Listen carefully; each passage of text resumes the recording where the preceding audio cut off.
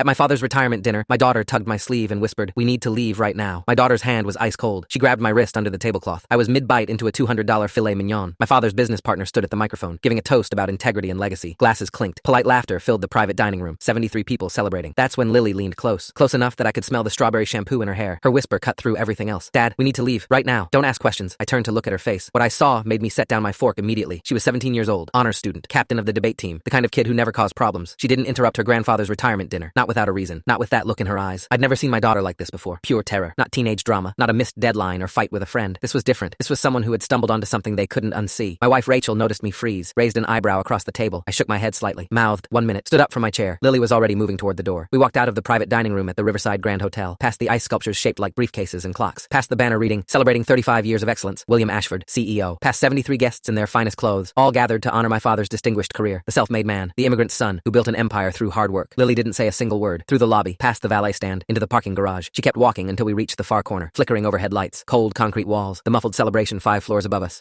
Finally, she stopped walking. She pulled out her phone. Her hands were shaking, almost dropped it twice. I went to use the bathroom, her voice cracking. The one near the dining room had a line. Someone said there was another down the hall, near the offices the hotel gave Grandpa. She looked at me with tears forming. His door was open, Dad. His laptop was on the desk, screen still on. She swallowed hard. I wasn't snooping, I swear, but I saw something on that screen. Her voice dropped, and I couldn't look away. She'd taken a photograph. Whatever was on that laptop had shattered something inside my daughter. The parking garage felt colder now. My mouth went completely dry. Lily clutched her phone like it might burn her hands. My 17-year-old, the girl who still believed people were mostly good, the girl who adored her grandfather more than anyone. Now she was standing in a parking garage, crying, trembling, red-rimmed eyes pleading with me. "I don't know what this means, Dad." Her voice could barely hold together, but something is really wrong. Something is really, really wrong. She wiped her eyes with the back of her hand, took one shaky breath, then slowly turned the phone toward me. The screen glowed in the dim garage light. I leaned closer to see. An email chain, a subject line I couldn't quite read yet. My father's company signature at the bottom. Lily watched my face, waiting for me to understand what she'd already seen. My hands started shaking before I even finished reading the first line, and that's when everything I thought I knew about my father collapsed. Full story is linked below or on my channel.